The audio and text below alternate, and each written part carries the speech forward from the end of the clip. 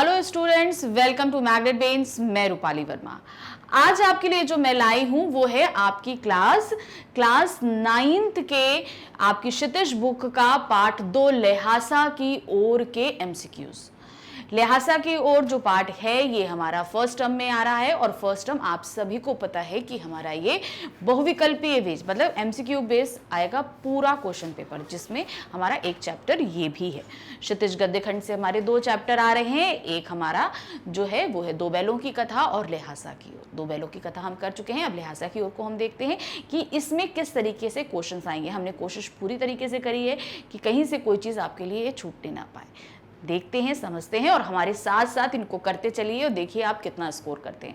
और सपोज आपने अगर इस चैप्टर को ध्यान से नहीं पढ़ा है तो आप सबसे पहले जाकर इस चैप्टर को, जो हमारे पहले लिंक पढ़े हुए हैं इस चैप्टर की एक्सप्लेन के और क्वेश्चन आंसर्स के, उन सबको पहले ध्यान से देखिए और हमारे साथ इस पूरे एमसीक्यूज को सॉल्व करिए और देखिए कितना स्कोर करते हैं आप। तो स्टार्ट करते हैं इस चैप्टर को लिहाजा की ओर। तो पहला चैप्टर जो हमारा है, राहुल सातकायन का जन्म किस रिश्तेदार के यहाँ हुआ था। अब आपको पता है कि हमारे ये जो पाठ है राहुल सातकायन द्वारा ही लिखा गया है लिहाजा की ओर। ये एक यात्रा वृत्तांत है, ये भी आपको पता है। अब छोटी छोटी बारीकियां हैं। अब उनका जन्म हुआ कब, कहाँ, लेकिन एक किसी रिश्तेदार के यहाँ, उनके अपने घर में नहीं हुआ था, उनके किसी रिश्तेदार के यहाँ इनका जन्म हुआ था। तो वो कौन थे? दादी के यहाँ, नानी के यहाँ, चाचा के यहाँ या बुआ के यहाँ, किसके यहाँ उनका जन्म हुआ था? तो जब आप पाठ पढ़ेंगे ये तो ये याद रखिएगा, लेखक का परिचय, पाठ परिचय, पूरा पाठ, उसके बाद उसके क्वेश्चन आंसर्स जितने भी दिए हुए हैं वो, उसके बाद शब्दार्थ, जो मतलब आपको मतलब थ्रू आउट सब कुछ पढ़ना है। एमसीक्यू का मतलब कहीं से भी आपसे पूछा जा सकता है। तो ये जो प्रश्न आया है ये आपका कहाँ से आया है? लेखक परिचय से आया है। तो वहीं पर है। तो इनका जन्म हुआ था नानी के यहाँ, यानी कि अपने ननिहाल में उनका जन्म हुआ था। तो ये ध्यान रखिएगा, इसमें दिया हुआ, बुक में दिया है ननिहाल में हुआ था। तो ननिहाल क्या हुआ? नानी के यहाँ हुआ, नाना के यहाँ हुआ।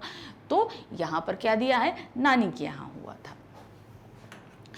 अब है हमारे पास प्रश्न संख्या 2। प्रश्न संख्या 2 क्या है? नेपाल तिब्बत मार्ग व्यापारिक होने के साथ साथ कौन सा मार्ग था? क्वेश्चन को ध्यान से समझिए। नेपाल तिब्बत जो मार्ग था वो व्यापारिक तो था ही, यानी व्यापार उस मार्ग के जरिए होता था। उसके अलावा वो और कौन सा मार्ग था और किस पर्पस से यूज किया जाता था? वो एक पर्यटन मार्ग था, आम आवागमन मार्ग था, सैनिक मार्ग था, या इनमें से कोई नहीं? तो वो व्यापारिक मार्ग होने के साथ साथ एक सैनिक मार्ग भी था। सेना भी उसी से आया जाया करती थी। अब है प्रश्न संख्या 3। प्रश्न संख्या 3 क्या है? भरिया किसे कहते हैं? एक शब्द इस्तेमाल किया गया हमारे चैप्टर में, भरिया। वो भरिया क्या शब्द होता है? पानी भरने वाला कहार, भारवाहक या कुली को कहते हैं, मजदूरी करने वाले को या पुरोहित को। तो सही क्या है? भारवाहक या कुली को बोलते हैं भरिया, जो भार उठाता है। जैसे कोई आया गया, जैसे वहां बहुत पर्यटक भी जाते थे तो उनका सामान उठाना है, या कोई और माल को उठाकर, भारी भारी माल को इधर से उधर लेके जाना है, तो जो पीठ पे ढोकर चल सकते हैं वो क्या कहलाते हैं? भरिया कहलाते हैं। अब है प्रश्न संख्या 4। क्या दिया है? तिब्बत की यात्रा के दौरान सुमति का होना लेखक के लिए क्यों महत्वपूर्ण था? आपको पता था जब तिब्बत की यात्रा वो कर रहे थे तो उनके साथ जो है एक गाइड नुमा वहीं का स्थानीय व्यक्ति था जिसका नाम था सुमति। तो वो सुमति का होना क्यों आवश्यक था, क्यों इतना महत्वपूर्ण था? कारण क्या दिया है? सुमति की अच्छी जान पहचान के कारण, सुमति एक भिखारी था, सुमति की चतुराई और समझदारी के कारण, और सुमति के पुरोहित होने के कारण। तो सहित क्या है? सुमति की अच्छी जान पहचान के कारण। तो यहां पर आपको थोड़ा सा यहां पर करेक्शन है, यहां पर सुमति है, ठीक है, सुमति। तो सुमति की अच्छी जान पहचान थी, तो इसलिए वहां पर जो है आना जाना सब कुछ बहुत ही अच्छा हो जाता था। अब है प्रश्न संख्या 5 में क्या दिया है? लेखक को सुमति ने चोर डकैतों से बचाने का कौन सा रास्ता सुझाया? जो चोर डकैत थे उनसे बचने का क्या रास्ता सुझाया था? भीख मांगने का, भाग जाने का, हथियार रखने का या लड़ाई करने का? जो उन्होंने रास्ता बताया कि एक भीख मांगने वाले का वेश बना लीजिए तो आप चोर डकैतों से बचे रहेंगे। तभी तो लेखक ने जो है ना अपनी यात्रा कैसे भिखमंगे के वेश में करी थी। ये मेंशन भी है पाठ में कि उन्होंने एक भिखमंगे के वेश से यात्रा शुरू करी थी, क्योंकि वहां चोर डकैतों का बहुत ही ज्यादा डर रहता था। अब है प्रश्न संख्या 6 में क्या है? लिहाजा की ओर पाठ हिंदी गद्य की कौन सी विधा है? यानी कि जो ये हम पाठ पढ़ रहे हैं लिहाजा की ओर, ये गद्य की कौन सी विधा में लिखा गया है? ये गद्य की विधा है हमारा यात्रा वृत्तांत। ये यात्रा वृत्तांत में लिखा गया है, क्योंकि यहाँ पर आपकी तिब्बत यात्रा यानी कि लिहाजा जो तिब्बत की राजधानी है वहां तक की यात्रा के बारे में वर्णन है। कैसे कैसे कहाँ गए, कहाँ रुके, क्या खाया, किससे बात करी, किससे मिले, ये सभी कुछ इस पाठ में मेंशन है। तो अपनी यात्रा के दौरान जो जो कुछ हो रहा था वो राहुल जी ने इस पाठ में मेंशन किया है। तो इसीलिए ये क्या हुआ हमारा? ये यात्रा वृत्तांत, एक यात्रा की पूरी ये विस्तृत जानकारी दी गई है इसके अंतर्गत। अब है प्रश्न संख्या 7। प्रश्न संख्या 7 में क्या दिया है? नेपाल के अतिरिक्त किस देश की चीजें नेपाल तिब्बत मार्ग से जाया करती थी? नेपाल के अतिरिक्त और कौन सा देश था? चीन की, हिंदुस्तान की, जापान की या पाकिस्तान की? तो यहाँ पर इसके अतिरिक्त जो है नेपाल की, हिंदुस्तान की भी जो है चीजें वो इसी रास्ते से जाया करती थी। प्रश्न संख्या 8। प्रश्न संख्या 8 है, छद्मवेश का क्या अभिप्राय है? छद्मवेश धारण करने से मतलब छद्मवेश जो धारण किया उसका मतलब क्या है? लोगों के मनोरंजन के लिए धारण किया हुआ वेश, जोकर का वेश, बनावटी वेश या सुंदर वेश? छद्मवेश का मतलब होता है बनावटी वेश, मतलब जो आप नहीं हैं आप वो धारण करें और उसी को धारण करके अपने काम को निकालें। जैसे आप छद्मवेश, यहाँ पर ये क्या थे, जो राहुल सातकायन जी थे वो, और हमारे जो उनके साथ उनका जो गाइड था सुमति, उन लोगों ने एक वेश धारण किया हुआ था, वो था भिखमंगे का। तो ये एक छद्म वेश था, बनावटी वेश। वो भिखमंगे तो थे नहीं, उन्होंने चोर डाकुओं से बचने के लिए उस वेश को धारण किया था, इसलिए वो क्या हो गए, उन्होंने वो बनावटी वेश धारण किया था। इसलिए उस ऐसे वेश को हम क्या बोलते हैं? छद्म वेश बोलते हैं। अब है प्रश्न संख्या 9। प्रश्न संख्या 9 में क्या है? लेखक कहाँ जाते हुए रास्ता भटक गया था? कहाँ गए थे कि रास्ता भटक गए थे? लडकोर, तिडरी, जापान या भारत? तो वो कहाँ गए थे? वो गए थे लडकोर। जब जा रहे थे तो रास्ता वो भटक गए थे, 1-2 मील वो गलत रास्ते पर चले गए थे। तो वो कहाँ गए थे, किस जगह जा रहे थे जब वो भटक गए थे? लडकोर जाते समय। अब है प्रश्न संख्या 10। प्रश्न संख्या 10 में क्या है? तिब्बत में बनने वाली चाय की विशेषता बताइए। तिब्बत में जो चाय बनती है उसकी क्या विशेषता थी? वह नमक और दूध से बनाई जाती है, वह नमक और मक्खन से बनाई जाती है, वह मक्खन और दूध से बनाई जाती है, वह नमक और चीनी से बनाई जाती है। तो ये विशेषता कहाँ थी? जब वो पहली बार रुके थे एक जगह पर, एक टूटा फूटा सा किला था, वहां रुके थे, तो वहां पर एक औरत ने उन्हें चाय बनाकर, एक और पड़ोस में एक घर था, उसकी औरत ने उनको चाय बना के दी थी। तो उस चाय में क्या था? दूध और मक्खन डालकर उसमें से चाय बनाई गई थी। तो सही क्या है? मक्खन और दूध डालकर चाय बनाई जाती है। ये तिब्बत की चाय की खासियत है।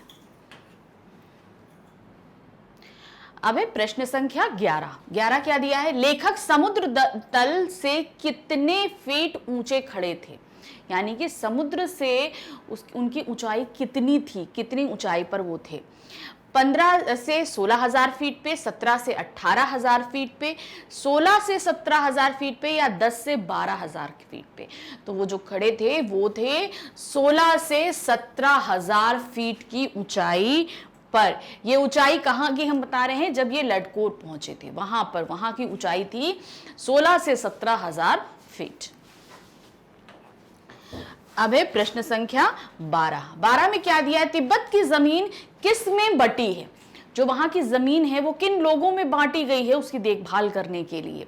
किसानों में, मजदूरों में, जमींदारों में या जागीरदारों में? तो वहां की जो जमीन बांटी गई है वो जागीरदारों में बांटी गई। जैसे हमने पाठ में देखा था कि जागीरदारों में वहां की जमीन बांट दी गई है।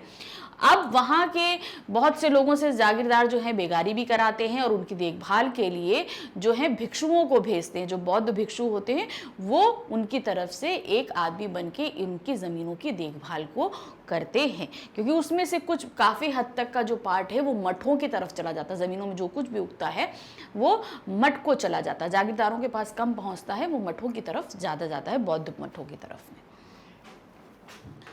अब है प्रश्न संख्या 13। अब प्रश्न संख्या 13 में क्या है? कूची कूची का क्या अर्थ है? अब उसमें एक शब्द आया था कूची कूची। अब वो कूची कूची का क्या तात्पर्य है? डाकू डाकू, भागो भागो, दया दया, बचाओ बचाओ। तो ये शब्द क्या था? दया दया। जब डाकू सामने आ जाते ना तो लोग हाथ जोड़कर बैठ जाते हैं, कूची कूची कूची, मतलब हमको मारो नहीं, दया करो दया करो दया करो। तो वो वहां पर तिब्बती भाषा में दया करो, दया दया को क्या बोलते हैं? कूची कूची। अब है प्रश्न संख्या 14। प्रश्न संख्या 14 में है तिब्बती लोग टोटीदार बर्तन को क्या कहते हैं? टोटीदार बर्तन कहाँ पे आया था? जब चाय बनाई जाती है तो वो चाय बनाकर वो टोटीदार बर्तन में डाल दी जाती है। अब ये टोटीदार बर्तन क्या होता है? आगे एक नल्ली टाइप की लगी रहती है, उससे ऐसे करके चाय डाली जाती है। तो उसको क्या बोलते हैं? खोटी, सोटी, केतली या हट्टा? तो उसको क्या बोलते हैं? खोटी बोलते हैं। जो आगे टोटीदार बर्तन रहता है उसको क्या बोला जाता है? वहां पर खोटी बोला जाता है, क्योंकि उससे चाय डाली जाती है। अब है प्रश्न संख्या 15। प्रश्न संख्या 15 में क्या दिया है? तिब्बत का हर जागीरदार किनसे खेती कराता है? किन से खेती करा रहा है? किसानों से, ठेकेदारों से, बेगार मजदूरों से या भिक्षुकों से? तो जागीरदार क्या कराते हैं? वो बेगार मजदूरों से करवाते हैं। मतलब आप जितनी मेहनत करेंगे आपको उसके एवज में उतना पैसा या उतना अनाज नहीं मिलता, उससे कम चीजें आपको देकर आपसे वो मजदूरी कराई जाती है वहां पे। तो बेगार का मतलब तो एक तरीके से ये भी होता है कि आप कुछ मत दीजिए और मेहनत करा लीजिए, लेकिन ऐसा नहीं होता। उसके एवज में थोड़ा बहुत कुछ दिया जाता है, लेकिन जितनी मेहनत करिए उतना उनको चीजें नहीं मिल पाती है। अब है प्रश्न संख्या 16। 16 में क्या दिया है? दुर्ग के एक भाग में किसने अपना बसेरा बना लिया है? जो दुर्ग वहां पर है, जो छोटे हर जगह छोटे छोटे से दुर्ग थे, तो उनमें किसने अपना बसेरा बनाया है? भिक्षुकों ने, किसानों ने, मजदूरों ने या यात्रियों ने? तो जो वहां के किसान हैं उन्होंने उन दुर्गों में अपना ठिकाना बनाया हुआ है, उनमें अपना बसेरा बना लिया। क्योंकि भाई एक तो वो गरीब होते हैं, उनके पास कहीं रहने के लिए जगह नहीं होती। तो ये क्या है? ये आधे टूटे दुर्ग होते हैं। ये दुर्ग वो जो लड़ाई के समय जब युद्ध हुआ था ना, तो सैनिक जो हैं वो छोटी छोटी चौकियां बनाते थे, बंकर नुमा बनाते थे। अब उनमें लड़ाई हो गई, लड़ाई खत्म हो गई, अब वो तो भाई बना दिए उन लोगों ने, अब वो खाली पड़े हैं, तो किसान अब उसी में आकर रहने लगते हैं। भाई होते हैं एक कमरा नुमा हो गए, इतने बड़े कमरा नुमा हो जाते हैं, तो उनमें आकर वो रहने लगते थे। तो ये किसमें कौन रहने, उन दुर्गों में रहने लगता था? किसान अपना बसेरा बना लेते थे।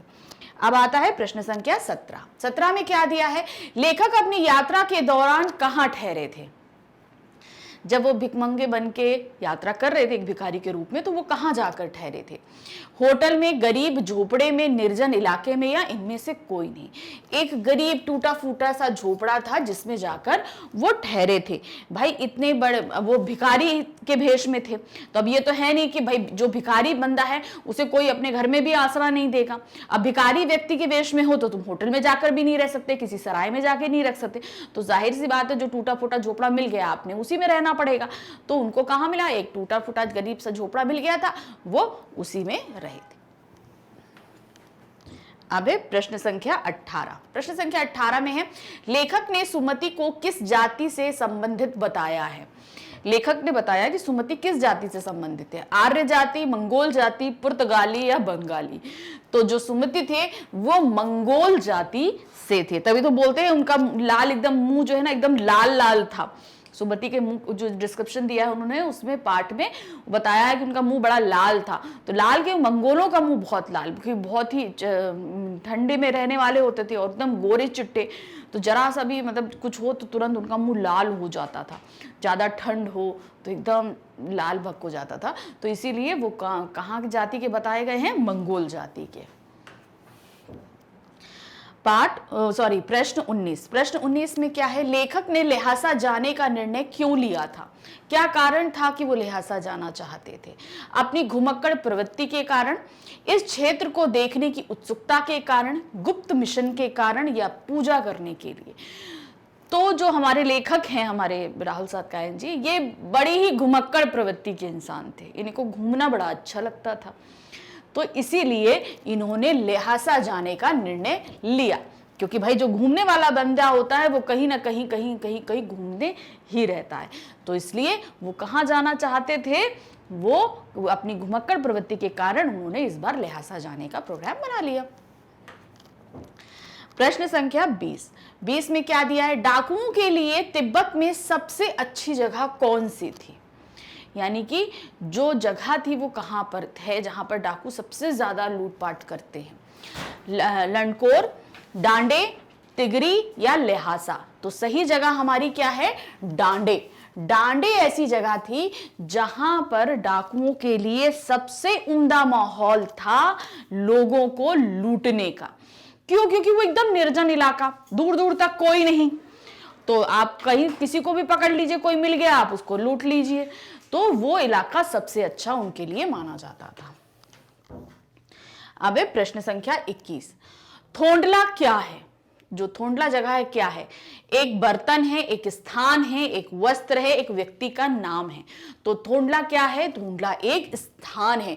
यात्रा करते समय इस जगह पर हमारे लेखक पहुंचे भी थे, थोंडला जगह के बारे में था। तो ये थोंडला क्या हुआ? एक स्थान का नाम है। अब प्रश्न संख्या 22 में क्या है? लेखक के साथ दूसरा व्यक्ति कौन था? जो दूसरा व्यक्ति उनके साथ सफर कर रहा था वो कौन था? सुमित, सौमित्र, सुमति, सुमिति? तो सही क्या है? सुमति थे जो उनके साथ दूसरे व्यक्ति थे जो यात्रा कर रहे थे। अब प्रश्न संख्या 23। प्रश्न संख्या 23 में क्या है? तिब्बत में सबसे खतरे की जगह कौन सी है? कौन सी ऐसी जगह है पूरे तिब्बत में जो सबसे खतरे की मानी जाती है? थाने, डांडे, ढाढे या ढाढे? तो क्या यहां पर सही है? वो है डांडे। डांडे वो जगह है जो सबसे खतरे की मानी जाती है। अब इसका कारण क्या है आपको वो भी बताया जा चुका है, इससे पहले क्वेश्चन आया उसमें। क्यों? क्योंकि वहां पर सबसे ज्यादा डाकुओं का आतंक रहता है। वो बहुत ही सुनसान इलाका है और वहां पर बहुत आसानी से लूटपाट हो जाया करती है। अब प्रश्न संख्या 24 में क्या है? राहुल सातकायन के पैतृक गांव का क्या नाम था? जो उनका पैतृक गांव है, यानी कि जहां पर उनका ददिहाल है, पितरों का है, वो कौन सा है? करनाला, आजमगढ़, विजयगढ़ या करनैला? तो जो उनका पैतृक गांव है वो है करनैला, कनैला है, सॉरी, कनैला उनका गांव है जो उनका पैतृक गांव है। अब प्रश्न संख्या 25 क्या है? लेखक किस तरह अपने घोड़े पर झूमता हुआ चला जा रहा था? तो ये एक जगह आया है कि नाम दिया हुआ है, इसकी तरह झूमता हुआ चला जा रहा है। तो एक घोड़सवार था, इसका जो था वो बहुत मदमस्त होकर चलता रहता था। तो क्या था उसका नाम? दोइन कवनस्तो, दोइन कवस्तो, दोविनी कवस्तो, दोविनी कवस्तो? तो सही क्या है? दोनीन कवस्तो। देखिए इसका जो प्रोनाउंसिएशन है प्लस उसमें जो वर्डिंग जिस तरीके से लिखी गई है आपको वो ध्यान रखनी है, क्योंकि मिलते जुलते कई सारे अगर वर्ड सामने आ जाएंगे तो आप कंफ्यूज हो सकते हो। इसकी तरह झूमता हुआ चला जा रहा था। अब प्रश्न संख्या 26। प्रश्न संख्या 26 क्या है? लेखक जहां से गलत रास्ते पर चला गया वहां कितने रास्ते फूट रहे थे? यानी कि जिनको जाना किसी और तरफ था, चले किसी और रास्ते की तरफ गए, तो वहां से कितने रास्ते जा रहे थे? वहां से 2 रास्ते फूट रहे थे। तो यानी कि जैसे हम यहां से आ रहे हैं, अब एक रास्ता इधर जा रहा है, एक रास्ता इधर जा रहा है। जाना इनको इधर था मगर चले इधर गए, तो इस जगह से कितने रास्ते फूटे? 2 रास्ते, एक दाहिनी तरफ एक बाईं तरफ जा रहा था। तो सही क्या है? 2 रास्ते फूट रहे थे। अब है प्रश्न संख्या 27। 27 में क्या है? लेखक गलत रास्ते पर कितने मील चला गया? अब गलत रास्ते पे तो चल दिया, अब कितना आगे वो निकल गए थे? 2-3 मील, 1-1.5 मील, 1-2 मील या 3-4 मील? तो वो करीबन 1-1.5 मील आगे चले गए थे, इतनी दूर आगे चले गए थे। तब उनको मालूम हुआ कि वो गलत रास्ते पर चले गए हैं। फिर है प्रश्न संख्या 28। मंगोलों का मुंह कैसा होता है? देखिए अभी हमने आपको थोड़ी देर पहले बताया था कि हमारे जो सुमति थे वो मंगोल जाति के थे, तो वहीं से क्वेश्चन पूछ लिया गया, मंगोलों का मुंह कैसा होता है? लाल, पीला, सांवला या सफेद? तो मंगोलों का मुंह कैसा होता है? लाल होता है। ये देखिए लाल होता है। अब है प्रश्न संख्या 29। सुमति ने कितनी टोकरी कंडे फूंक डाले? अब कहां फूंक डाले? जब लेखक हमारे गलत रास्ते पे चले गए थे, अब उनके भाई सुमति तो सही रास्ते पहुंच के सही जगह पहुंच गए, अब लेखक का इंतजार करने के चक्कर में उन्होंने कंडे जलाना, भाई ठंडक थी तो कंडे जलाना शुरू कर दिया। तो कितने कंडे फूंक डाले उन्होंने? 1 टोकरी, 2 टोकरी, 3 टोकरी या 4 टोकरी? उन्होंने 2 टोकरी कंडे जो है वो फूंक डाले लेखक के इंतजार में कि वो आए आए आए, और इंतजार करते करते इतने सारे कंडे उन्होंने जला डाले। अब है प्रश्न संख्या 30। प्रश्न संख्या 30 क्या? सुमति ने कितनी बार चाय को गर्म किया? अब जब वो वहां अपनी जगह पे पहुंच गए, कंडे फूंक रहे थे, तब लेखक के इंतजार में वो चाय गर्म कर रहे थे कि भाई आ रहे हैं, इतनी ठंडक में आ रहे हैं, चाय गरम गरम चाय पिलाएंगे। तो इंतजार में वो कितनी बार चाय गर्म कर चुके थे कि भाई अब आ रहे हैं, लो चाय गर्म करके रखते हैं, अब आ रहे हैं चाय गर्म करके रख दे। तो कितनी बार गर्म किया उन्होंने? 1 बार, 2 बार, 3 बार या 4 बार?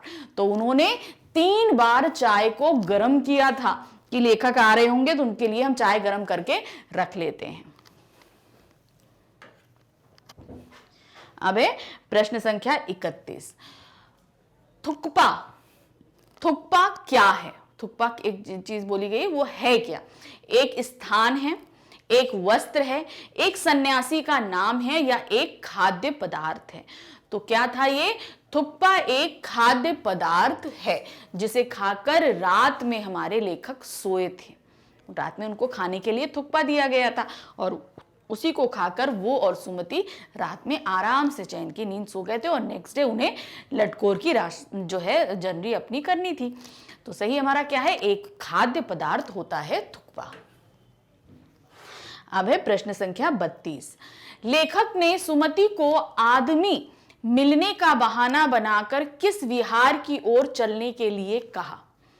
तो क्या बोला था लेखक ने? क्या बोला? सुमति को आदमी मिलने का बहाना बनाया कि आगे आदमी होंगे।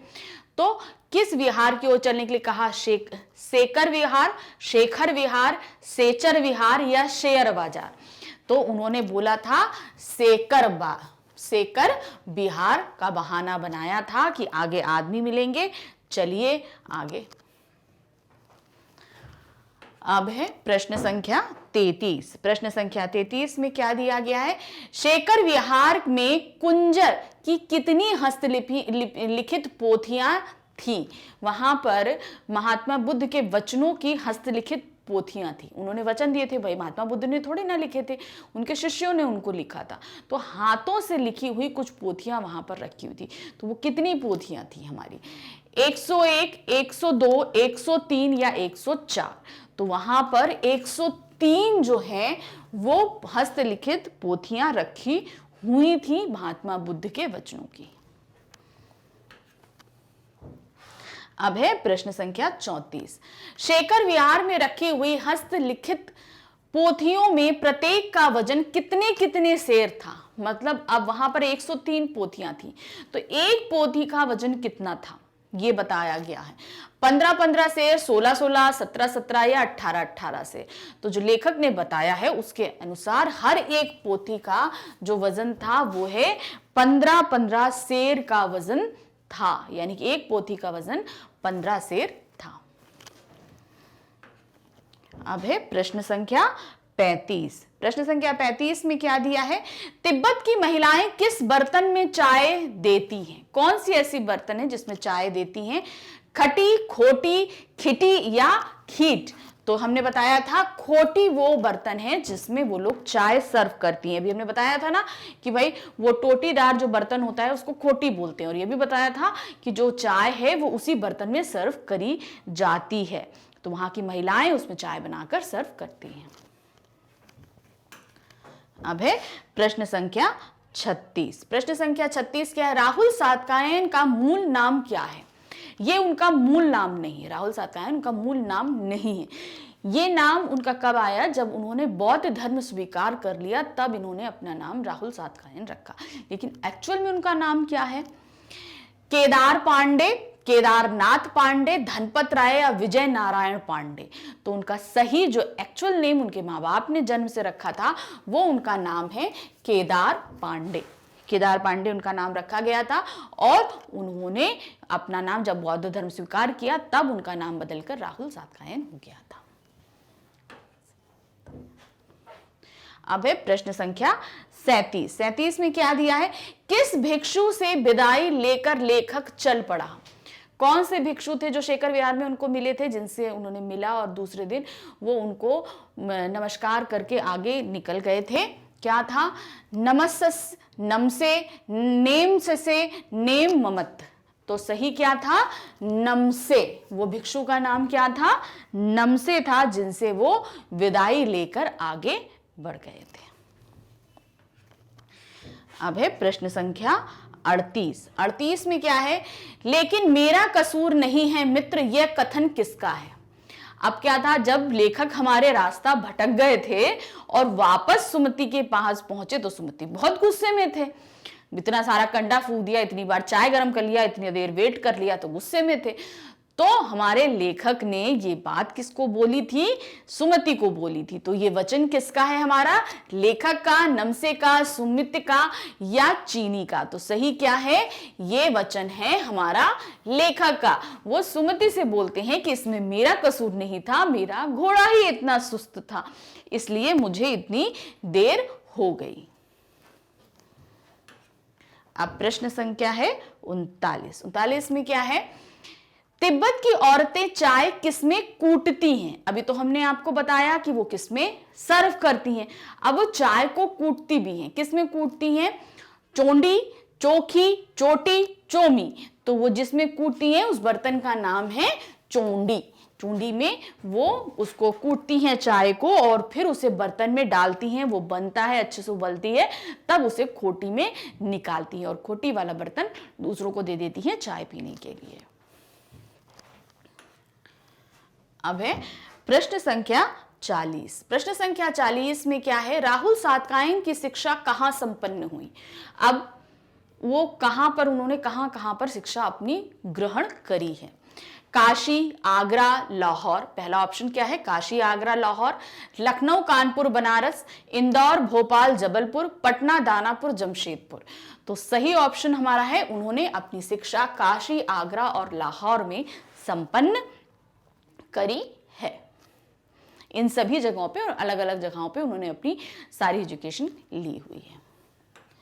अब है प्रश्न संख्या 41। 41 में क्या है? राहुल सातकायन ने बौद्ध धर्म कब स्वीकार किया? ये उनके लेखक परिचय में भी मेंशन है कि किस सन में उन्होंने स्वीकार किया है। 1893, 1930, 1963, 1935। तो उन्होंने 1930 में बौद्ध धर्म को स्वीकार किया है। 1930 में उन्होंने बौद्ध धर्म स्वीकार कर लिया था। अब है प्रश्न संख्या 42। राहुल सातकायन ने बौद्ध धर्म कहां स्वीकार किया? बौद्ध धर्म स्वीकार किया, लेकिन कौन सी जगह पर स्वीकार किया? थाईलैंड, चीन, इंडोनेशिया या श्रीलंका? तो उन्होंने श्रीलंका में बौद्ध धर्म 1930 में स्वीकार किया था।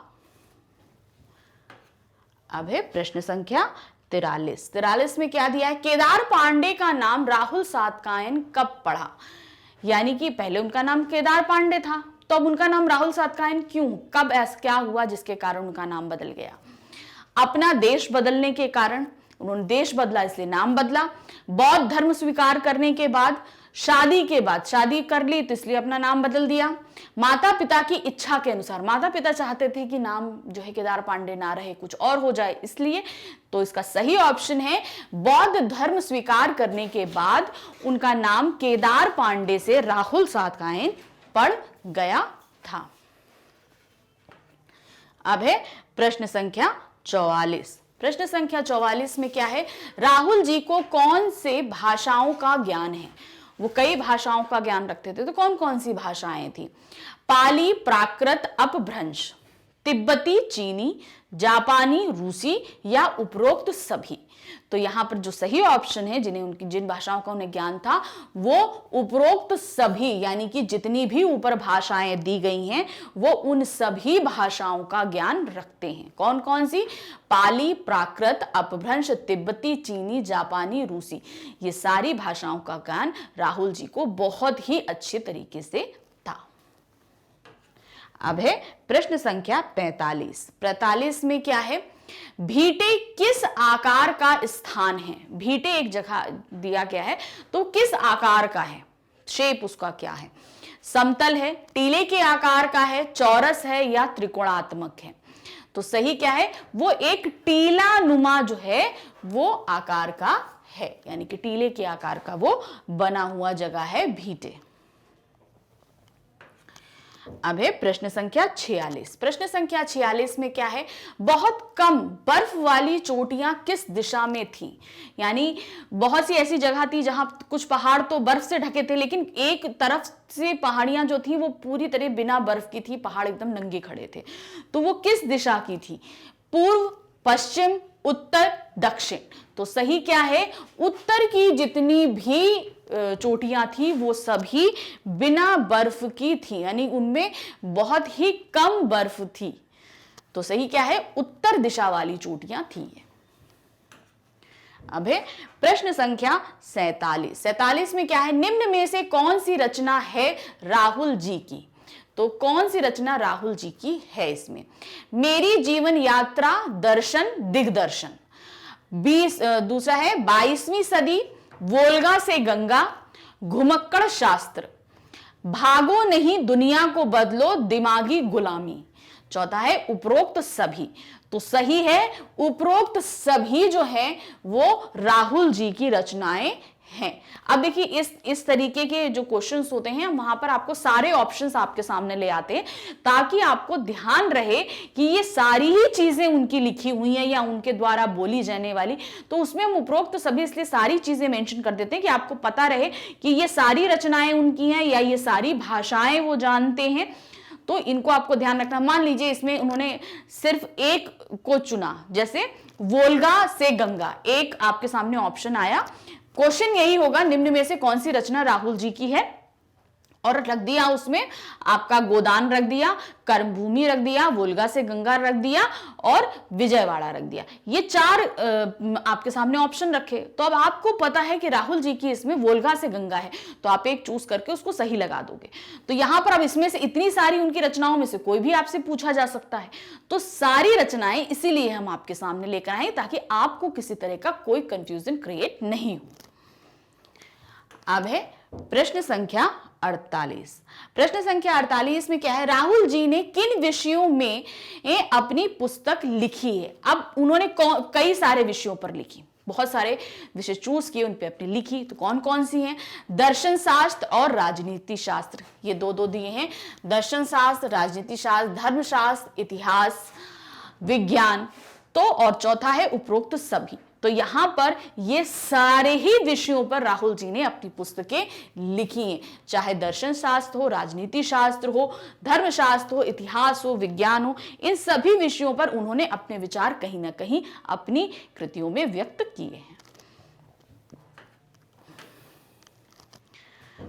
अब प्रश्न संख्या है 49। प्रश्न संख्या 49 में क्या है, राहुल जी द्वारा लिखी गई पुस्तकों की संख्या लगभग कितनी है। जो उन्होंने पुस्तकें लिखी हैं उनकी लगभग कितनी संख्या है, एक्यूरेट मतलब एक लमसम निकाली गई है कितनी है, 200, 150, 300, 500। तो जो सही है लगभग 150 पुस्तकें उनके द्वारा लिखी गई हैं। अब है हमारे पास प्रश्न संख्या 50। प्रश्न संख्या 50 है, राहुल जी ने प्रथम तिब्बत यात्रा कब की थी। एक तिब्बत यात्रा तो ये अभी कर रहे थे, पहली तिब्बत यात्रा उन्होंने कब की थी, 1929 और 1930 में, 1922 और 1923 के बीच में, 1924 और 25 के बीच में, 1931 और 32 के बीच में। तो उनकी जो प्रथम तिब्बत यात्रा रही है वो रही है 1929 से 1930 के बीच में उन्होंने अपनी प्रथम तिब्बत यात्रा करी थी। अब है प्रश्न संख्या 51। 51 में क्या है, तिब्बत की राजधानी क्या है। तो पाठ का नाम ही उसी पे है भाई, ल्हासा क्या है, ल्हासा क्या है, वो तिब्बत की राजधानी है जहां की यात्रा हमारे लेखक कर रहे हैं। वहां तक जाना है, उनको पहुंचना है ल्हासा तक, तो रास्ते में जितना जितना जहां जहां जो कुछ भी पड़ा वो वहां की यात्रा करते हुए जा रहे थे। तो क्या है हमारा, तिब्बत की राजधानी है ल्हासा। अब है प्रश्न संख्या 52। प्रश्न संख्या 52 में हमारे पास क्या है, तिब्बत जाने का मुख्य रास्ता क्या है। जब तिब्बत जाया जाता है तो वहां पहुंचने का मुख्य रास्ता क्या है। चीन से जाया जा सकता है, अफगानिस्तान से, पाकिस्तान से या नेपाल से। तो जब इन्होंने ये यात्रा करी थी तिब्बत जाने की, तो उस समय भारत से आप तिब्बत नहीं जा सकते थे, इसे वाया नेपाल होकर ही जाया जा सकता था। ये उस समय की बात हम बता रहे हैं जब हमारे लेखक ने यात्रा करी थी। अभी प्रेजेंट टाइम की बात हम नहीं कर रहे हैं, हम उस समय की बात कर रहे हैं। तो उस समय कोई भी हिंदुस्तान से तिब्बत को नहीं जा सकता था। तो ये क्या है, नेपाल से जाने का, तिब्बत जाने का मुख्य रास्ता क्या था, नेपाल होकर ही जाया जा सकता था। अब है प्रश्न संख्या 53। 53 के क्या दिया, कहां पर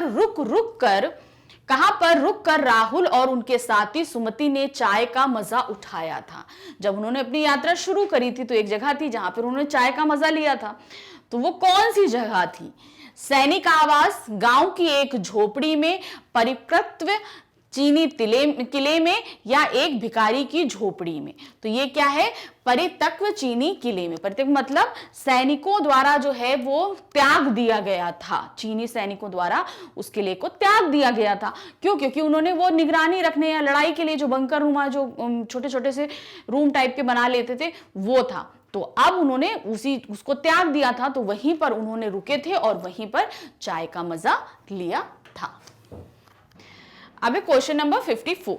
54 में क्या है, तिब्बत में चाय आपको कहां पर मिलेगी, मतलब कहां पर मिल सकती है चाय। भाई चाय के लिए दुकानें होती हैं, वहां पर मिलेगी, या तिब्बत में फिर कुछ अलग जगह पर मिलती है। क्या दिया है, गांव के किसी भी घर में मिल जाएगी, गांव की बहू द्वारा बनी हुई मिल सकती है, घर की सासू मां द्वारा बनी मिल सकती है, या उपरोक्त सभी।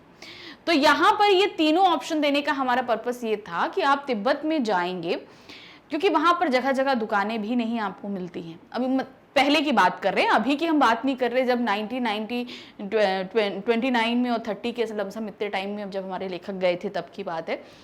तो उन्होंने क्या, वहां पर आप किसी भी घर में जाएंगे और बोलिए कि हमारे लिए चाय बना दीजिए, तो वहां की जो भी घर की बहू होगी या सास, जो भी महिला उपस्थित होती है, वो आपके लिए चाय बना सकती है। आप उनको मक्खन और दूध दे दीजिए, वो आपको चाय बनाकर दे देंगे।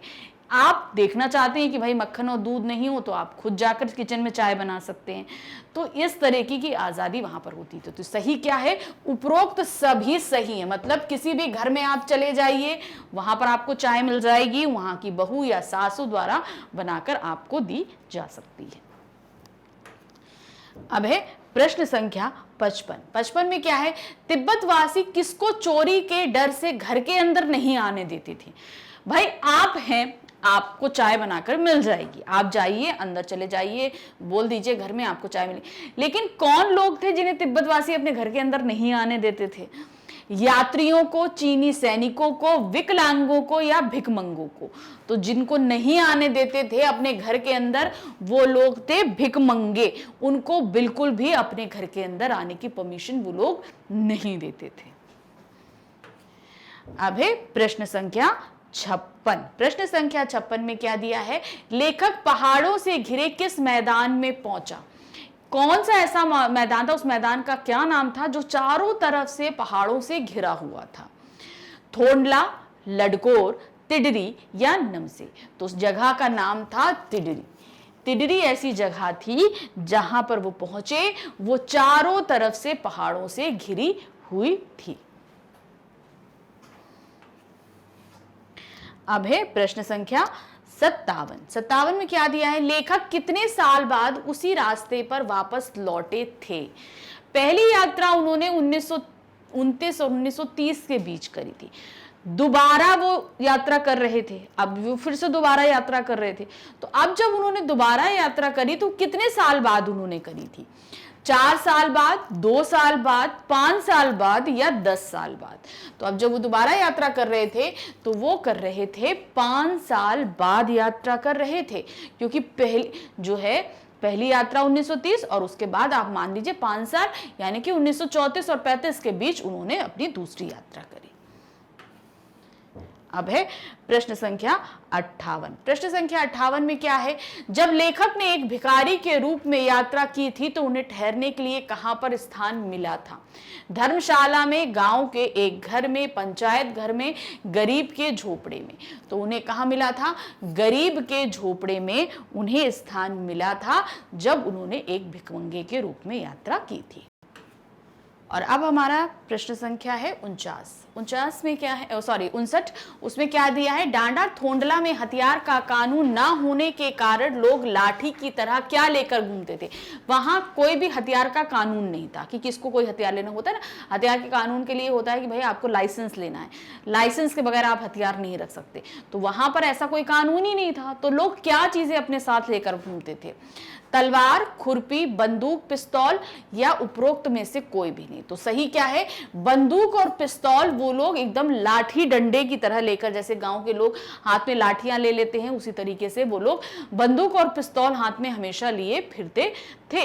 क्यों, क्योंकि कारण ये था कि वहां पर बहुत डर था, खतरा था, सुनसान इलाके था, चोर डाकुओं का भी बहुत डर रहता था। तो इसलिए सभी के पास बंदूक और पिस्तौलें हुआ करती थी और कोई भी कानून नहीं होने के कारण किसी को लाइसेंस बनाने की भी टेंशन नहीं रहती थी। अब है प्रश्न संख्या 60। डांडे के देवता का स्थान कैसा था। जो डांडे के देवता थे उनका स्थान कैसा था। पत्थरों का ढेर से सजा हुआ था, जानवरों की सींगों से सजा था, रंग बिरंगी कपड़ों की झंडियों से सजा था, उपरोक्त सभी। तो हम यहाँ पर क्या है, उपरोक्त सभी। जो डांडे के देवता थे उनका जो घर था, जो स्थान था, वो इन सभी चीजों से पूरी तरीके से डेकोरेटेड था, यानी कि जानवरों की सींगों से, पत्थरों का एक ढेर था, उसे जानवरों की सींगों से सजाया था और रंग बिरंगी झंडियां वहां पर लगा रखी थी। अब है प्रश्न संख्या 61। प्रश्न संख्या 61 में क्या है, क्या पीकर बहुत कम लोग होश हवास दुरुस्त रखते थे। यानी कि शाम के 6 बजे के बाद जो वहां के स्थानीय लोग थे वो कुछ पीकर मदमस्त हो जाया करते थे, अपने होशो हवास खो दिया करते थे। तो उसे क्या कहते थे, शंग, छड़, भंग, मंड। तो क्या था, उसको बोलते थे छंड। छंड जो है वो एक वहाँ की लोकल जो है वो शराब होती थी जो बनाई जाती थी। वो पीकर, छड़ पी के वो सारे लोग जो हैं शाम के 6 बजे के बाद अब मदमस्त हो जाया करते थे, वहाँ के जितने भी पुरुष वर्ग के लोग होते थे। अब है प्रश्न संख्या 62। प्रश्न संख्या 62 में क्या है, लेखक का घोड़ा कैसे चलने लगा। जो उनको घोड़ा मिला था वो कैसा चल रहा था, रुक रुक कर, धीमे धीमे, तेज तेज या सुस्त था। तो वो कैसा चल रहा था, धीमे धीमे चल रहा था। सुमति के घोड़ा बहुत तेजी से चल रहा था, अच्छा चल रहा था, और लेखक को जो घोड़ा मिला था वो बड़ा सुस्त चल रहा था, इसीलिए वो बार बार पिछड़ जा रहे थे सुमति से। अब है प्रश्न संख्या 63। 63 में है क्या, तिडरी का पूरा नाम क्या है। तिडरी जो जगह है उसका पूरा नाम क्या है। तिडरी समाधिगिरी, तिडरी जलप्रपात गिरी, तिडरी उदयन गिरी, तिडरी मुक्ता गिरी। तो जो उसका तिडरी का पूरा नाम है वो है तिडरी समाधि गिरी। देखते हैं, तिडरी समाधि गिरी नाम है। अब है प्रश्न संख्या 64। प्रश्न संख्या 64 है, तिजड़ी में लगी चिरी बत्तियां कहां से लाई गई हैं? तो वहां पर जगह जगह चिरी बत्तियां लगी। चिरी बत्तियां मतलब आप देखेंगे किनारे किनारे लाइन से झंडियां बनी हुई हैं। कैसे आप देखें, किनारे किनारे ऐसे ऐसे करके झंडियां वहां पर ऐसे ऐसे करके लगी हुई हैं, ऐसे ऐसे। तो ये जो चिरी बत्तियां हैं ये कपड़े की बनी होती हैं, और ये कपड़ा जो है कहाँ से लाया जाता है? बोध गया से। बोध गया वहाँ पर जो हमारे तिब्बत में है, मोस्टली वहाँ पर बौद्ध धर्म को बहुत माना जाता है, और बौद्ध धर्म के जो हमारे प्रवर्तक हैं, हमारे जो जन्मदाता हैं बौद्ध धर्म के, वो हैं भगवान बुद्ध जी। और भगवान बुद्ध को ज्ञान कहाँ प्राप्त हुआ था? बोध गया में प्राप्त हुआ था। तो वहाँ से जो है कपड़ा लाया जाता है, और उनकी जो है चिटियाँ फाड़ फाड़ के जो है वहाँ पर झंडियों के तौर पर लगाया जाता है। तो क्या है, तिडरी में लगी चिरी बत्तियां कहाँ से लाई गई थी? वो कहाँ से लाई जाती हैं? बोध गया से लाई जाती हैं। अब है प्रश्न संख्या 65। 65 में क्या है, सुमति कहाँ जाना चाहते थे? भाई सुमति वहां के रहने वाले थे, आसपास के लोगों को जानते थे, तो कहाँ जाने के लिए उन्होंने लेखक से परमिशन ली थी, जो लेखक ने मना कर दिया था? रिश्तेदार के यहाँ, मित्र के यहाँ, यजमान के यहाँ, किसी के यहाँ भी नहीं। तो वो यजमान के यहाँ जाना चाहते थे। देखिए, सुमति एक भिक्षुक थे, बौद्ध भिक्षुक थे, उनके मित्र थे, प्लस गाइड भी थे। तो यजमान का मतलब होता है कि हमारे जो हमसे पूजा अर्चना कराते हैं, हमसे बातें डिस्कस करते हैं। तो भिक्षुक क्या होते हैं? एक तरीके से जैसे पंडित होते हैं, हम अपने अच्छे बुरे के लिए पंडित के पास जाते हैं। तो वो, अब हम पंडित के क्या हुए? यजमान हुए। पंडित जी के यजमान कौन हुए? हम हुए। उसी तरह भिक्षुक जो है आशीर्वाद देने, फल फूल करने का, सब कुछ करना, सम्मान करना। अब जैसे घर में कोई बच्चा हुआ है, नामकरण के लिए भिक्षुकों को बुलाया जाता था। तो जो उनके जो जितने भी यजमान थे वो उनके यहाँ जाना चाहते थे, इसी के लिए उन्होंने लेखक से पूछा था और लेखक ने मना कर दिया था। अब है प्रश्न संख्या 66। 66 क्या है, सुमति कौन था? अब सुमति जो व्यक्ति है जिसके बारे में इतनी देर से सुनते चले आ रहे, एक्चुअल में वो व्यक्ति है कौन? लेखक का मित्र है, एक पुरोहित है, भिक्षुक है, सभी कथन सत्य हैं। तो वो क्या है? सभी कथन सत्य हैं। वो लेखक के मित्र भी हैं, एक पुरोहित भी हैं और एक भिक्षुक भी हैं। तो इसी कारण से भाई लेखक के मित्र होने के कारण वो लेखक के साथ में थे। वो एक पुरोहित थे, मतलब धर्म की अच्छी जानकार रखते थे, मंत्रों को जानते थे, समझते थे, और साथ ही एक भिक्षुक थे, बौद्ध भिक्षुक भी थे, इसलिए उनके यजमान भी थे भाई। अब है प्रश्न संख्या 87। अब आपकी प्रश्न संख्या 87 है, राहुल सातकायन जी की मृत्यु कब हुई? क्या हुआ? अब कब उनकी मृत्यु हुई है? 1953 में, 1963 में, 1923 में या 1983 में? अब आपको ये देखना है कि उनकी मृत्यु कब हुई थी। तो ये उनके परिचय में दिया गया हुआ, ध्यान रखिए। 1963 में उनकी मृत्यु हुई थी। 1963 में उनकी मृत्यु हुई थी। अब है क्वेश्चन नंबर 68। 68 में हमारे पास क्या दिया गया है, राहुल सातकायन जी ने कौन सा धर्म अपनाया था? कौन सा धर्म अपनाया था? हमने पहले भी बताया है, उन्होंने बौद्ध धर्म को अपनाया था। उन्होंने बौद्ध धर्म अपनाया था। अब है क्वेश्चन नंबर 69। 69 में क्या दिया गया है, लेखक ने सुमति को यजमान के यहां जाने से क्यों मना किया था? अब उन्होंने मना किया था, सुमति ने उनसे पूछा कि हम यजमान के यहाँ जाएं आसपास के, तो मना कर दिया गया था। लेकिन क्यों मना किया गया था? क्योंकि वह वहीं पर ही रह जाते और उनकी यात्रा पूरी ना हो जाती, इसलिए लेखक ने मना किया। क्योंकि यजमान भी उनके साथ चल देते, कि ऐसा ना हो यजमान भी साथ में हमारे चल दें यात्रा करने। तीसरा, क्योंकि वह एक हफ्ता लगा देते इसलिए क्योंकि भाई अपने यजमान के आसपास से जाने के लिए एक हफ्ता उनको वहीं रुकना पड़ जाता, वो सब यजमान के यहाँ ही घूमते रह जाते। उपरोक्त में से कोई भी नहीं। तो सही ऑप्शन क्या है, क्योंकि वह वहां एक हफ्ता लगा देते, अर्थात जो हमारे सुमति थे वो वहां पर एक हफ्ता लगा देते अपने यजमानों से मिलने, सब चीजों के लिए, इसलिए उन्होंने मना कर दिया था लेखक ने वहां जाने के लिए। अब है क्वेश्चन नंबर 70 में क्या दिया है, लेखक ने सुमति को कहां पर गंडे बांटने के लिए कहा। अब उन्होंने मना तो कर दिया कि तुम नहीं जाओ, तो मगर वो गंडे बांटने जाएं कहां। अब गंडे क्या होता है अभी हम आपको आगे बताएंगे। वो गंडे क्यों अब कहां बांटे, जो गंडे बांटना चाहते थे। उन्होंने क्या बोला, शहर में, लिहासा में, डांडे में, जिस गांव में ठहरे हैं वहीं पे। उन्होंने कहा कि आप आसपास के अपने यजमानों के यहाँ गांव में मत जाइए, आप जिस गांव में ठहरे हैं यहीं के गांव में आप गंडे बांट दीजिए। मतलब जिस गांव में ठहरे हैं उसी गांव में आप इन गंडों को बांट दीजिए। अब है क्वेश्चन नंबर 71 में क्या दिया है, जागीरदार द्वारा खेती की देखभाल के लिए किसको भेजा जाता था। किसको भेजते थे, अपने आदमी को, एक भिक्षुक को, सरकारी अधिकारी को, या जागीरदार खुद देखता था। तो क्या था, एक भिक्षुक को भेजते थे उसकी देखभाल के लिए, निगरानी के लिए कि देखिए कि सारे कार्य सही हो रहे हैं या नहीं। अब है क्वेश्चन नंबर 72 में क्या दिया है, भिक्षुक नमसे कैसे पुरुष थे, मतलब वो किस तरीके के पुरुष थे, सहनशील, दुष्ट, भद्र या सम्माननीय। तो जो हमारे पाठ में दिया गया है वो है भिक्षुक नमसे एक भद्र व्यक्ति थे। भद्र मतलब काफी अच्छे, नम्र स्वभाव के, व्यवहार में काफी अच्छे व्यक्ति थे। अब है क्वेश्चन नंबर 73 में क्या है, रास्ते पर जगह जगह किस देश के फौज की चौकियां और किलों की घेराबंदी थी। कौन से देश की फौजों की वहां पर किले बने हुए थे, नेपाली देश, नेपाल के, भूटान के, चीन के, या किसी के भी नहीं। तो वहां पर जो किले बने थे वो थे चीन के, चीनी सैनिकों के किले थे ना वहां पर, जहां पर रुककर जो है वो हमारे लेखक ने चाय पी थी सुमति के साथ। तो कहां थे, वो चीन देश के जो है वो किले बने हुए थे जगह जगह पर।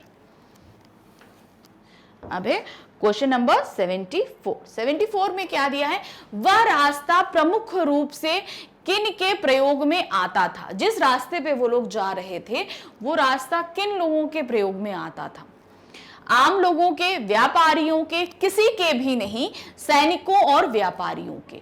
तो वो जो रास्ता था वो अमूमन यूज आता था सैनिकों और व्यापारियों के यूज के लिए, यानी कि सैनिक भी उसी रास्ते का इस्तेमाल करते थे और व्यापारिक लोग भी उसी रास्ते का इस्तेमाल करते थे। अब है क्वेश्चन नंबर 75 में क्या है, लिहासा की ओर नामक पाठ के लेखक का नाम क्या है। ये तो हम शुरू से पढ़ते चले आ रहे हैं। इस पाठ के लेखक का नाम है राहुल सातकायन जी।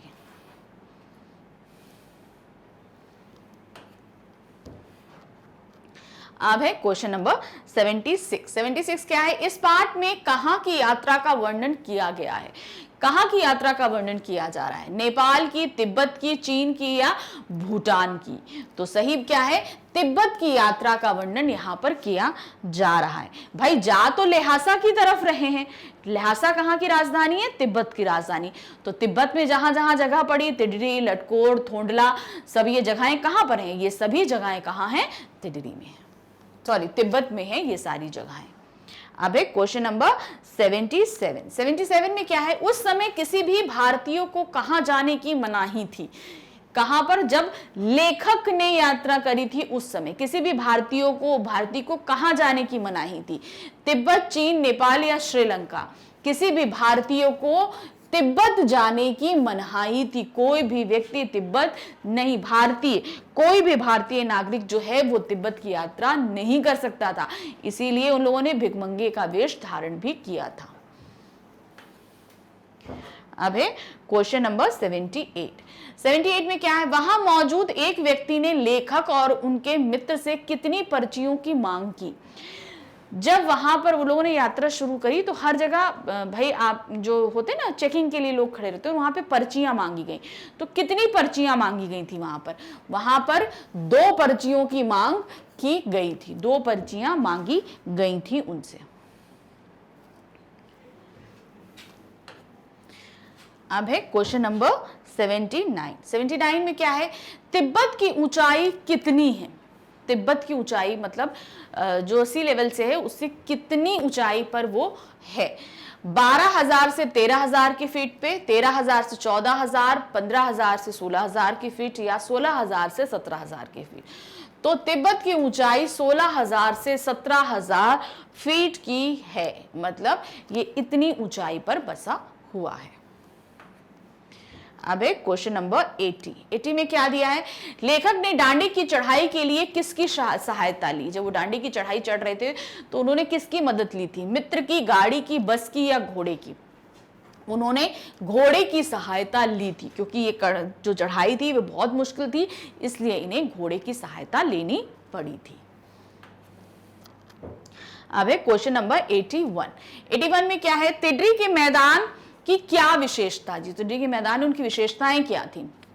वह बिल्कुल समतल था, वहां की मिट्टी बहुत उपजाऊ थी, वह पहाड़ों से घिरा हुआ एक टापू था, इनमें से कोई नहीं। तो तिड्री के जो मैदान थे क्या था, वो चारों तरफ से पहाड़ों से घिरे हुए एक टापू था, क्योंकि चारों तरफ पहाड़ से घिरा था और वो बिल्कुल अलग बाकी स्थानों से कट गया था, इसलिए उसको टापू बोला जाता है। तो वो पहाड़ों से घिरा हुआ एक टापू था। टापू क्या होता है भाई, समुद्र में गिरा हुआ एक जमीन का टुकड़ा होता है, यहाँ चारों तरफ पहाड़ों से घिरा हुआ छोटा सा एक बीच में समतल एरिया था। अब है क्वेश्चन नंबर 82 में क्या है, तिड्री में लेखक ने अपनी यात्रा की शुरुआत कब की। तिड्री से जब वो जाने लगे लटकूर की तरफ तो उन्होंने अपनी यात्रा किस समय शुरू करी थी। जब अब देर कर दी तो उसके बाद आगे चलना उनके लिए मुश्किल हो गया था।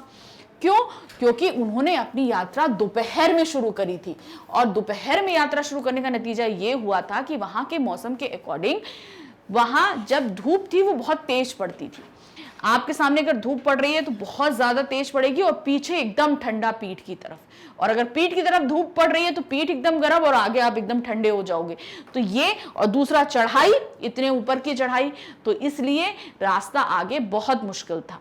तो यहां पर क्या था कि इन्होंने लेखक ने तिड्री से अपनी यात्रा दोपहर के समय शुरू की थी। अब एक क्वेश्चन नंबर 83 में क्या है, तिब्बत की जमीनों पर किन किन का आधिपत्य था। जो वहां की जमीनें हैं उन पर किसका आधिपत्य था, मजदूरों का, सरकार का, लुटेरों का या जागीरदारों का। तो वहां पर जागीरदारों का आधिपत्य था, वो लोग वहां की जमीनों को देखते थे, सरकार नहीं देखती थी। वहां पर जागीरदार जो है उन जमीन पर कब्जा करा हुआ था उन्होंने।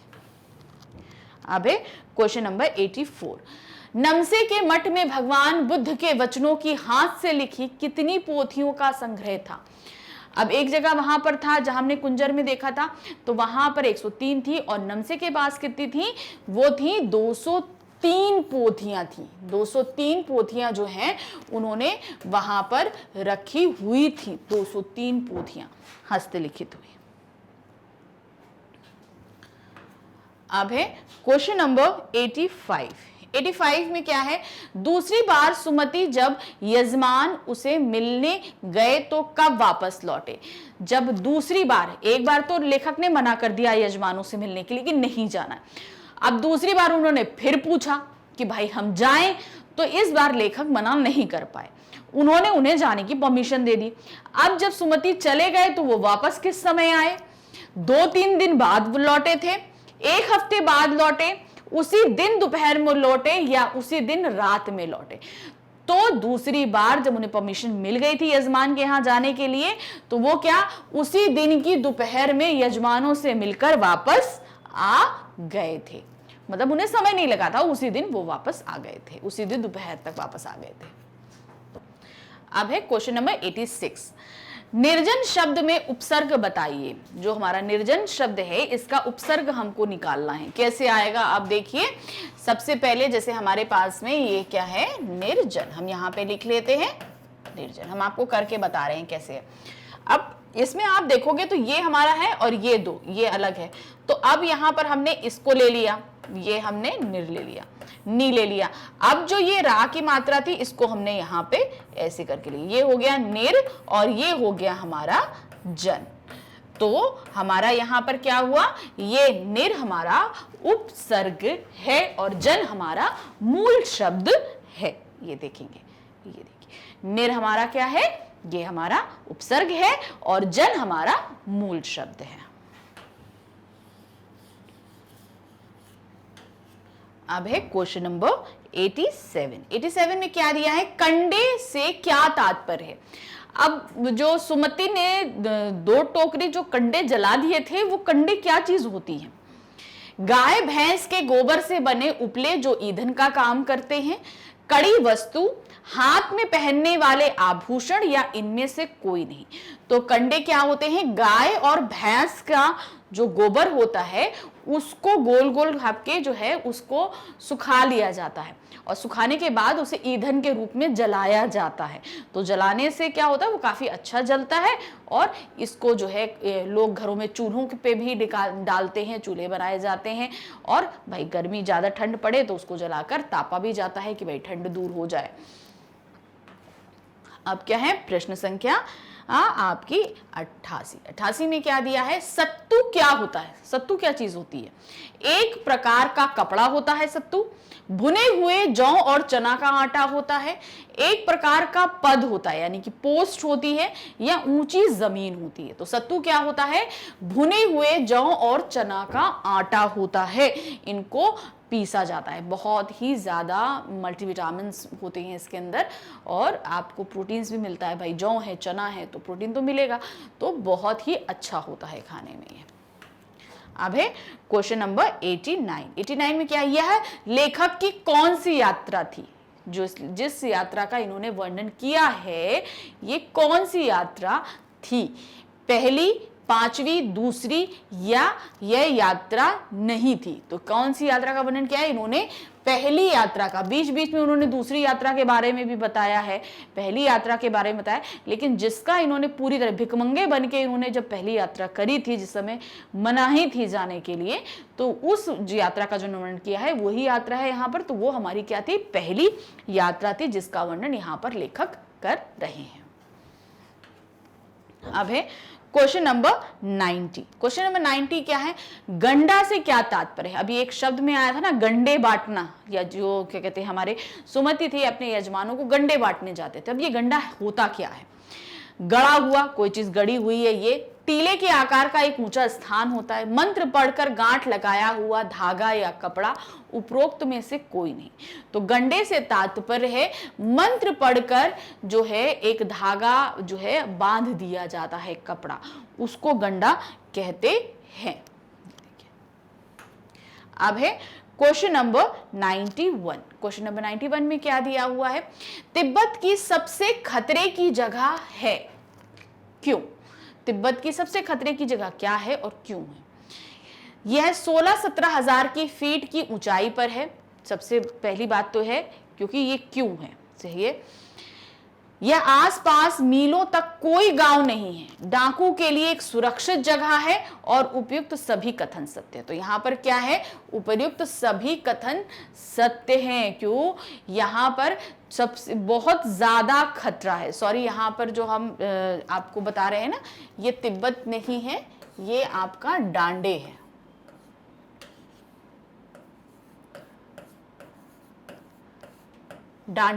डांडे जो है वो तिब्बत की सबसे खतरे की जगह है। और क्यों, कारण क्या है, कारण ये है क्योंकि ये 16-17 हजार की फीट की ऊंचाई पर है, बहुत ऊंचाई पर है। आसपास मीलों तक कोई गांव नहीं है, कोई आ जाए आपको कोई परेशानी हो तो मदद के लिए कोई नहीं है। दूसरा, यहाँ डाकू से भी जो है बहुत खतरा बना रहता है। तो यहाँ पर सभी चीजों का खतरा रहता है। तो डांडे जो है वो इसीलिए तिब्बत की सबसे खतरे वाली जगह मानी जाती है। क्या, उपयुक्त सभी कथन सत्य है। अब है question number 92। Sorry, question number 92 में हमारे पास में क्या दिया है, डांडे में खून होने पर भी खूनी को सजा क्यों नहीं मिल पाती। वहां पर खून हो जाता है लेकिन तब भी खूनी को सजा क्यों नहीं मिल पाती है। कारण क्या है, क्योंकि खून करने वाले शक्तिशाली आदमी हैं, इसलिए क्योंकि खून करने वाले के खिलाफ कोई गवाह नहीं होता है, कोई भी जो है विटनेस नहीं होता, क्योंकि वहां कोई न्यायालय ही नहीं है। कौन सजा देगा भाई, जब कोर्ट नहीं है, न्यायालय नहीं है, तो कौन सजा देगा? क्योंकि वहां जमींदार की चलती है भाई, जमींदार जिसको माने माने, नहीं माने हम नहीं मान रहे खूनी, हम नहीं करेंगे। तो यहाँ पर जो चारों में सबसे जो सही कारण है जिसकी वजह से खूनी को खून की सजा नहीं मिल पाती, वो है क्योंकि वहां पर खूनी का कोई गवाह ही नहीं मिलता। अब गवाह होने के लिए आसपास व्यक्ति का भाई, डाकू क्या करते थे, व्यक्तियों को सीधे पकड़ लेते थे, ठीक है। सबसे पहले क्या करते थे, वो लोग पकड़ते थे, मार देते थे, मारने के बाद देखते थे कि उनके पास सामान है कि नहीं। तो जो जितने पास होते थे सबको मार देते थे। तो इसलिए कोई गवाही नहीं रहता था कि भाई किसने मारा है, क्या नहीं किया है। तो इसलिए कोई जो खूनी होता था उसको किसी तरह की सजा नहीं मिल पाती थी। अब है क्वेश्चन नंबर 93। मैं अब पुस्तकों के भीतर था, इस कथन का क्या आश्रय है? लास्ट पैरा में ये दिया हुआ है, अब मैं पुस्तकों के भीतर था, तो क्या था इसका मतलब? लेखक बुक पढ़ने में रम गया, लेखक पुस्तकों को शेल्फ के भीतर चला गया, लेखक के चारों ओर पुस्तकें थी, पुस्तक में लेखक का चित्र और परिचय छपा था। तो सही क्या था? लेखक अब बुक पढ़ने में रम गए थे, जो पुस्तक थी अब उसको पढ़ने में रम गए थे, आसपास हर एक चीज से वो बिल्कुल अलग हो चुके थे। अब है क्वेश्चन नंबर 94। 94 में क्या है? डकैत आदमी को किस प्रकार लूटते थे? जैसे अभी हमने एक्सप्लेन किया किस प्रकार वो लूटते थे। क्या था? पहले आदमी को पकड़ लेते, फिर उसका वध कर देते थे, उसके बाद उसका सारा सामान लूटते थे। सभी कथन सत्य हैं। तो यहाँ पर इसी तरीके से जो है डकैत आदमियों को लूटते थे, पहले पकड़ते थे, मार देते थे और बाद में सामान को लूटते थे। ये नहीं कि सामान नहीं दे रहे हैं तब मार रहे हैं, नहीं, वो पहले मार देते थे तब देखते थे कि सामान है कि नहीं है। इसीलिए तो लेखक ने भिखमंगे के रूप में यात्रा करी थी। अब एक क्वेश्चन नंबर 95। 95 क्या है? लेखक एवं उनका मित्र किस वेश में यात्रा कर रहे थे? शाही वेश में, भिखमंगों के वेश में, सैनिक के वेश में या किसान के वेश में? तो सही क्या है? वो भिखमंगों के वेश में जो है वो इस यात्रा को कर रहे थे ताकि वो डाकुओं से बचे रहे। अब है क्वेश्चन नंबर 96। 96 में क्या है? तिब्बत में भिक्षु को क्या कहते हैं? तिब्बत में जो भिक्षु होते हैं, जो एक तो भिक्षुक हुए और एक जो बड़े भिक्षुक होते हैं, उनको क्या बोला जाता है? भिखारी, बुद्ध के सैनिक, नमस्ते या नमसे? उनको बोला जाता है नमसे। जो भिक्षुक होते हैं उनको क्या बोला जाता है? नमसे बोला जाता है। अब है क्वेश्चन नंबर 97। 97 में क्या है? चिरी से क्या तात्पर्य है? चिरी एक शब्द इस्तेमाल किया गया ना, चिरी बत्तियां। वो चिरी का क्या मतलब होता है? एक चिड़िया का नाम है, किसी जगह का नाम है, फाड़ी हुई या उपरोक्त में से कोई नहीं। तो चिरी से तात्पर्य है फाड़ी हुई, मतलब कोई कपड़ा लिया है और कपड़े में से उसमें से बत्तियां फाड़ ली, मतलब एक लंबी लंबी पट्टियां फाड़ ली जाती हैं, तो वो क्या कहलाती है? चिरी हुई। कपड़े से चीर के, यानी काटते नहीं है, वो ऐसे करके चीर देते हैं। तो वो चिरी का तात्पर्य होता है कि एक कपड़े से टुकड़े को फाड़ लिया गया है।